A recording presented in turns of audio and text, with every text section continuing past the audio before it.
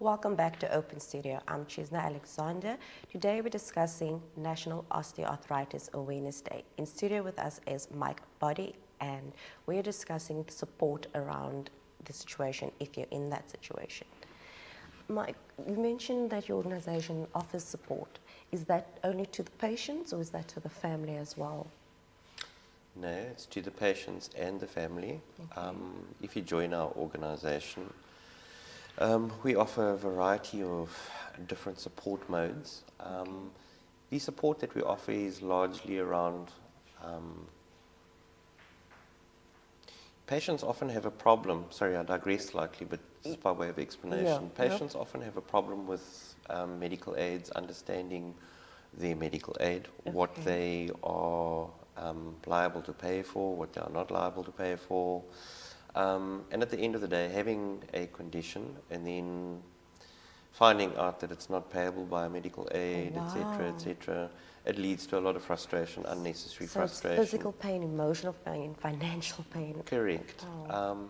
So what we attempt to do is we attempt to help our patients on a variety of different levels. We advocate at both a governmental level and also in medical circles with regard to any problems that patients might be experiencing with regard to legislation regarding certain the use of certain medications, payments that in our opinion should be made by medical aids but perhaps aren't made by medical aids.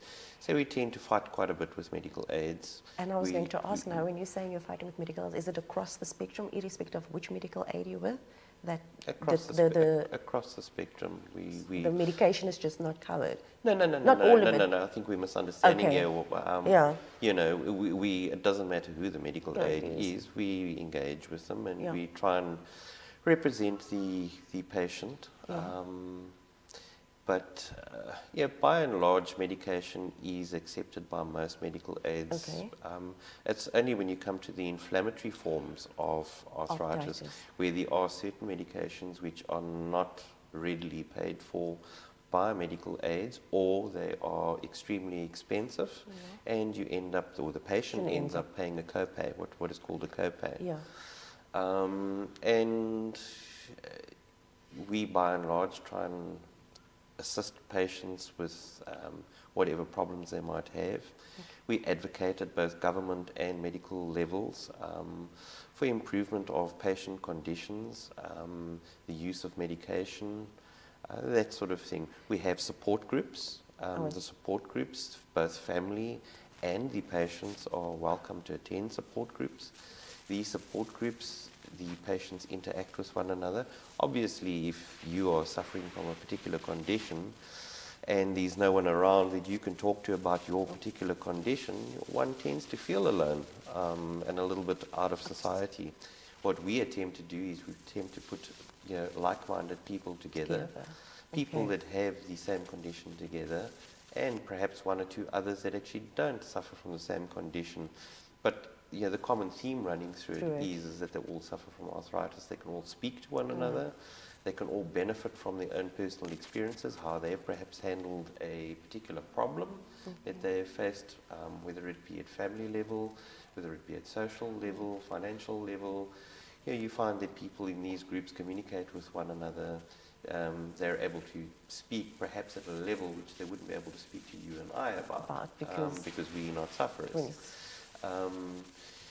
The other things that we assist with is obviously awareness. We try to make the public, as in the conversation we mentioned that we try and make public aware of what exactly arthritis is, and that it is not just a single condition or disease. It's a variety of them, over 150 in fact. What mediums do you use to get the message out there? We have a magazine called Jointability. In order to receive Jointability, you would have to be a member of the foundation, because obviously printing is quite expensive. And how do you become a member of the foundation? Well, you would go to our website and you could join through our website, or you could phone in through our office and we would actually tell you how to actually join the foundation.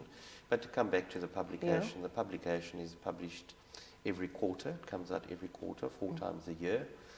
And it's packed full of information, pretty contemporary information with regard to dealing with the condition, not just osteoarthritis, but the various other forms of arthritis. Okay. It's also packed with a lot of hints and tips of how to actually manage your lifestyle. I was going to ask, because with that kind of pain, and it must have an impact on the way you lived your life, which generally has an impact on your family, because you might not be able to do the things that you've done before. Or if you're a parent and you're diagnosed, I'm sure it has an impact on how you handle the kids. So does that support come through from your side as well, from your organization? All that we do is we try and encourage people. We have awareness. We have support groups. At the support groups, these people can actually talk to one another about these problems. We also have a helpline. Anyone can phone in on our helpline number, which is 0861 30 30 30, or they can phone in on the national office number, which is 021 425 2344.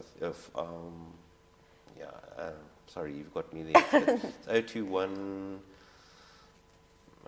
No. Would they be able to get it on the website? They can get it on the website. And what website? What's the? The website is www.arthritis.org.za. And they would be able to find out about the groups as well, or how would that work? If they wanted to get to a support group, would they be able to get that information from the website? They would actually phone us. Okay. And there are a number of branches around the country. Okay. These telephone numbers are all listed on the website, and it would be a matter of phoning into a particular branch or our national office and finding out how they can actually join a support group in their particular area. Okay. Do you partner with anyone else to get the awareness out there, or is it just your organization that is? I think we do partner with other organizations, but that's more along the lines of fundraising or exchanging information on one another's websites.